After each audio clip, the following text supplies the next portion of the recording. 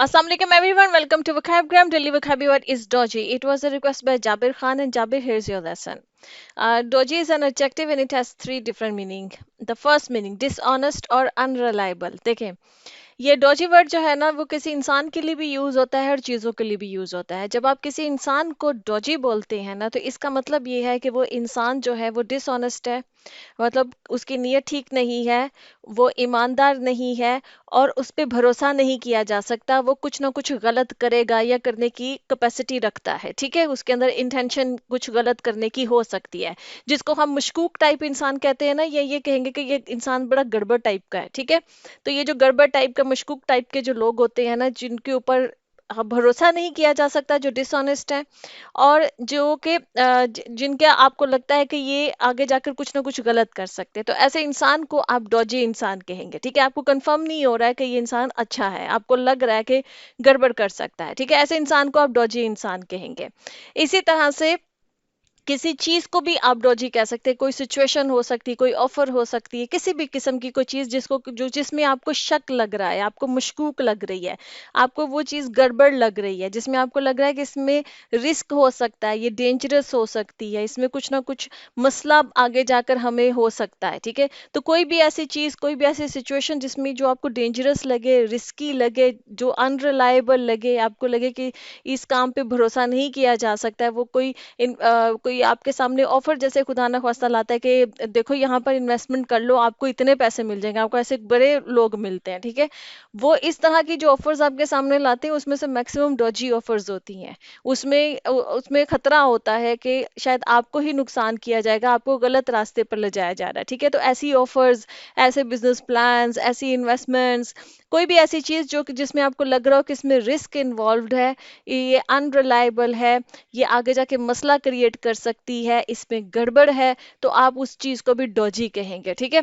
आप देखिए इसमें आप स्लैंग, जो हमारी स्लैंग हमारी जो कम्युनिकेशन, उसमें हम ये जो गड़बड़ वर्ड यूज करते हैं ना कि मुझे तो इसमें गड़बड़ लग रही है, बस इस गड़बड़ से आप नोट कर लें कि कोई भी चीज जहाँ पे हम इस तरह का जुमला स्लैंग में बोलते हैं ना अपनी आम रूटीन में कि ये तो गड़बड़ लग रहा है, या ये इंसान गड़बड़ लग रहा है, या ये चीज गड़बड़ लग रही है, तो उसके लिए आप ये वर्ड इंग्लिश में डॉजी यूज कर सकते हैं, ठीक है। अब इसका जो सेकंड मीनिंग है, a part of body is not very strong और हेल्दी। ये अक्सर लोग ना अपनी किसी भी बॉडी पार्ट के बारे में जो कि हेल्दी नहीं है, स्ट्रांग नहीं है, तो उसके लिए भी डॉजी वर्ड यूज कर लेते हैं। जैसे किसी के अगर घुटने जो है उसमें पेन है, वो इतना स्ट्रांग नहीं है, तो वो कह सकता है कि आई हैव अ डॉजी नीज, ठीक है, कि मेरे जो घुटने हैं वो इतने स्ट्रांग नहीं है। या कोई अपने हार्ट के बारे में कह सकता है कि I have a Doge heart, मतलब कि हार्ट का उसको कोई इशू चल रहा है और वो इतना स्ट्रांग नहीं है। या कोई कह सकता है वह डॉजी स्टमक।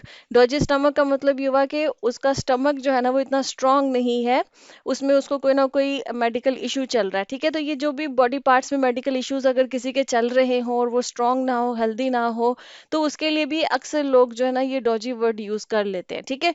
तो इसका मतलब अगर कोई अपने किसी बॉडी पार्ट के बारे में कि I have a Doge arm, कि मेरी आर्म जो है ना वो स्ट्रांग नहीं है, या डॉजी रिस्ट, कोई भी बॉडी पार्ट के बारे में अगर कोई इंसान कह रहा है, तो आप समझ लें कि उसके कहने का मतलब ये है कि उसके वहां पर कोई ना कोई उसका मेडिकल इशू चल रहा है, उसको पेन है और वो इतना स्ट्रांग नहीं है उसका वो बॉडी पार्ट, ठीक है। अच्छा जी, जो थर्ड इसका है नॉट गुड इन क्वालिटी। किसी चीज के बारे में कहा जाए ना कि डॉजी है, तो उसको लिए भी उसका मतलब ये होता है कि इसकी क्वालिटी अच्छी नहीं है। जैसे कि कोई आप स्पेयर पार्ट्स मंगाएंगे किसी चीज का, कोई भी, अब वो कहे कि बड़ा ही डॉजी किस्म का इक्विपमेंट आ गया है, कहीं पे कोई इक्विपमेंट मंगवाया गया है, मतलब डॉजी इक्विपमेंट का मतलब ये है कि जो भी वो इक्विपमेंट आया है आपके पास, वो क्वालिटी इतनी अच्छी नहीं थी, वो बड़ी लो क्वालिटी का इक्विपमेंट आ गया है। कोई स्पेयर पार्ट्स मंगवाए हैं कहीं से, अब वो स्पेयर पार्ट्स इतने अच्छे नहीं है, डॉजी आप कहेंगे, तो इसका मतलब ये है कि वो जो है ना उसका जो भी स्पेयर पार्ट्स आए हैं वो क्वालिटी, अच्छी क्वालिटी के नहीं मिले आपको, लो क्वालिटी के मिल गए हैं, तो आपने डॉजी वर्ड यूज कर लिया। इसी तरह से किसी ने कोई बड़ा अजीब किस्म का हेयर स्टाइल जो है ना वो बनाया है, तो आप कहेंगे कि डॉजी हेयर स्टाइल है, मतलब कि अच्छा नहीं है, क्वालिटी अच्छी नहीं है, गुड क्वालिटी का नहीं है। मतलब जैसे बड़ा अच्छा हेयर कट कोई बना कर आया है, तो वो तो अच्छा होता है ना। अगर कोई हेयर कट बड़ा फजूल किस्म का है तो आप कहेंगे डॉजी हेयर कट है, कि अच्छा हेयर कट नहीं है। जब किसी चीज़ की क्वालिटी के बारे में, किसी चीज़ के लिए डॉजी यूज़ हो रहा है, तो उसका मतलब ये होता है कि ये चीज़ की क्वालिटी इतनी अच्छी नहीं है, ठीक है।